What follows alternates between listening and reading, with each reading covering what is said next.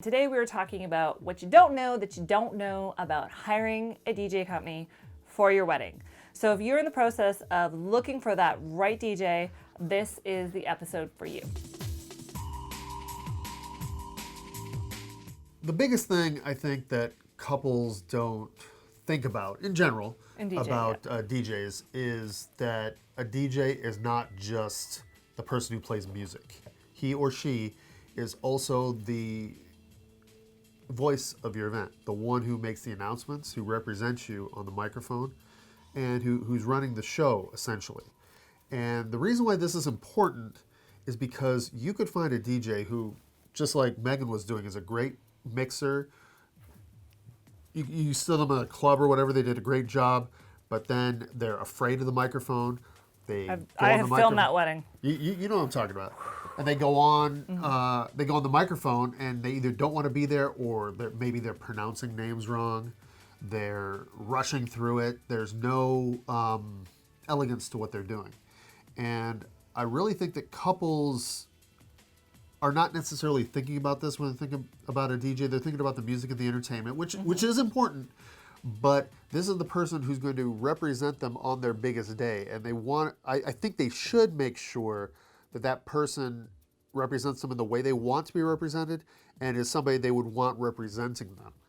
And that comes down to the difference between a DJ and a DJ/MC.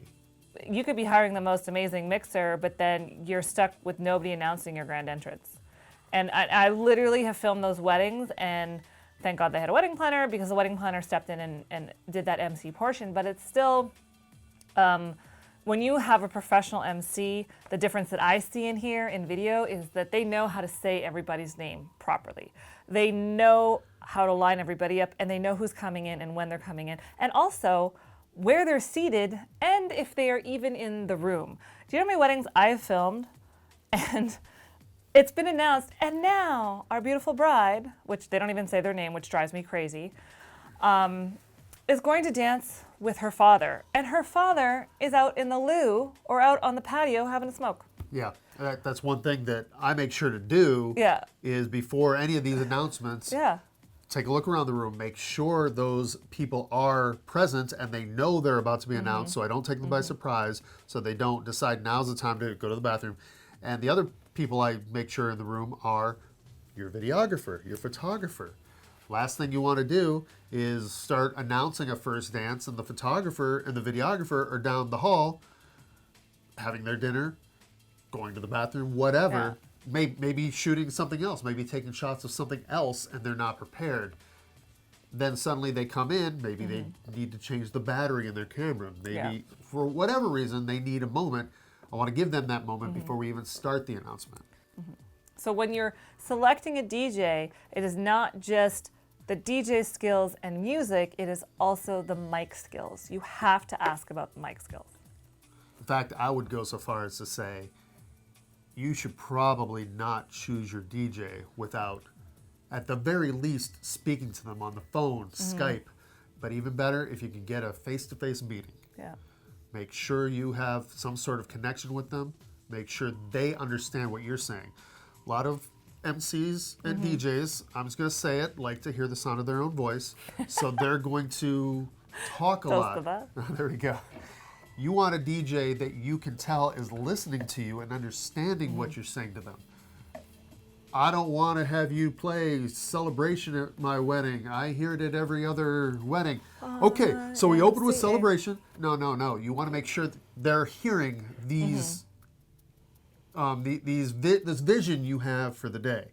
Not only hearing it, understanding it, maybe even expressing it back to you in their own words, so you know that they heard you. What is your advice to couples about music? I would say that the optimum number of songs, and this is a generalization, so there are exceptions to every rule, but is roughly 20. The reason why is this. If I get a list of 20 songs from you, that gives me an idea of what your taste is. It gives me an idea of what you like. And it gives me a direction to go. If you give me 20 songs by Justin Timberlake, I have nowhere to go at that point. So if I get a 4,000 song list, it's all Justin Timberlake, What am I going to do when your guests are ready to move on from Justin Timberlake?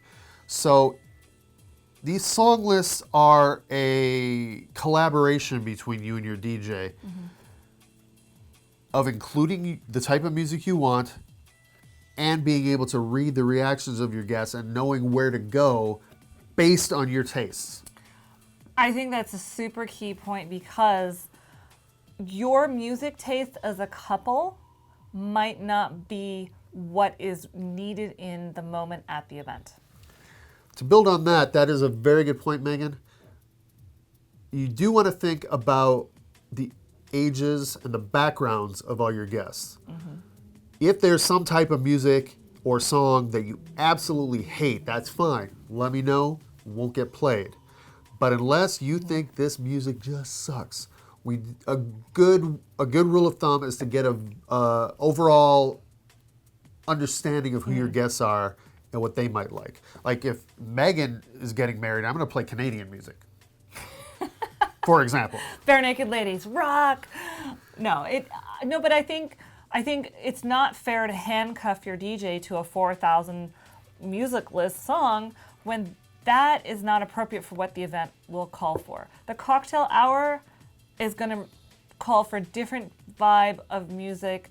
The dinner hour will call for a different vibe of music than the party hour. And even on the dance floor, I mean, you may want to listen to Eminem, and I love the guy too, but it might be more of, a different crowd. So you have to not handcuff your DJ to this list and trust them. I mean, you're hiring them to do professional service, and part of the professional service is, and if they're good at it, is reading the crowd and knowing where to take this music. I mean, any professional DJ that I've worked with, they are on top of the music and they're also on top of the guests in terms of reading the guests and getting an idea and even interacting with them.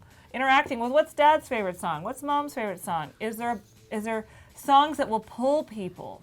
You know what those songs are too, in a way. So dad's favorite song, I may not know what it is. You let me know. I play it. Dad is blown away that he's hearing his favorite song. Yeah. On the other hand, I know songs that you may not have thought of that dads of a certain age generally like, which I could play. I was talking to a couple that, it was actually the sister of the groom. And she was telling me how at their wedding, I played Purple Rain during dinner. And that was dad's favorite song. And how did I know that? It was a great moment. It was a moment they remembered. This was over a year ago they got married. I didn't know that. I just know that people like Purple Rain. And so that's why I say it's a collaborative process between what you know and what the DJ just knows about music. Should you have a prep meeting with your DJ? I think so. I Absolutely definitely think so. Is the answer. Yes. And here's why. There are so many details that you can give your DJ that will enhance the wedding experience for yourself and for your guests. That means correct names, how people like to be addressed, not just the music. Everyone gets lost in the music list. It's so much more than that. How you want to be introduced. That's huge because not everybody takes their partner's name. Maybe they hyphenate. I know in my wedding, we kind of joked around it because I wasn't taking my husband's name. So we came up with it. What would our name be if we merged names? And we came up with Gewalters. Which I practiced over and over again to make sure I was saying it right.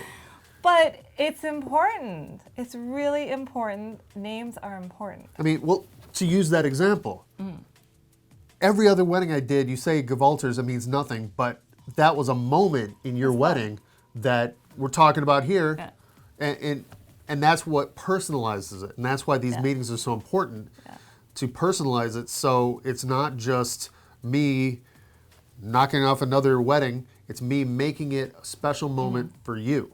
Yeah, trusting your DJ and their experience is also part of that collaboration because they know how long guests can sit for before they get kind of fidgety and like they want to move. They know when they want to dance. They have the best ways to open dance floors that bring everybody out, and they keep people engaged. And I think when you trust and find that professional DJ, Trust them. Do not make them an iPod. Please don't make them an iPod.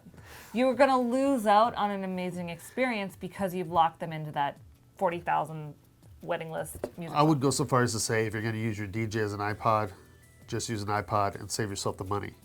I will do a wedding. You don't have. You're not taking advantage of this person's skills and this person's experience. If you want to plan out every song in your wedding from beginning to end on your own, that is absolutely your prerogative. But why give yourself that extra work rather than hiring an experienced DJ who knows music and can take that pressure off of you? That's true. To arguably a better result. Yeah. Yeah, they know what they're doing. The good ones do. He's one of the good ones. Really, this is a huge element. Like, you know, it's DJs can make or break your event. I agree. I don't. A lot of DJs will kind of brag about being the most important part of the event, and I try to avoid that because I do. He's so humble. I do respect the work that people throughout the industry do. Every element of the wedding is important, but the truth is, a DJ creates memories and moments that you will remember. Like Megan. I capture them. And she captures them so you can go back and see them and show them to your kids. Is there anything else that we don't know that we should know about DJs? I would say that I've said it before, and I think the most important thing is for you to talk to your individual DJ. If it's not going to be me, whoever it is going to be, make sure you talk to them first. Make sure. No shame. The thing, I have no shame. The thing about it is that you could see a great DJ in a club. You could even hear a great DJ on the radio or something. That's true. And that doesn't mean they can run a wedding. I use this example all the time. If you need to have brain surgery, you don't go to a podiatrist. Yes. They're still doctors, but they do different things. So get to know your DJ. At least talk to your DJ, either on the phone, Skype, FaceTime, or best of all, like I said, is in person. When you get down to it, the good DJs, the reputable, experienced DJs are gonna maybe be a few $100s off here or there, but they're gonna be roughly in the same ballpark price-wise. So how do you tell them apart? You meet with them, you get to know them, make sure they're the person you want representing you on your wedding day. The idea is here, we just want to be helpful. We want to make sure that our couples and anyone out there planning a wedding gets the right professionals for their big day, because that's what makes it amazing. So, thanks for joining us, and we'll see you next time. High five.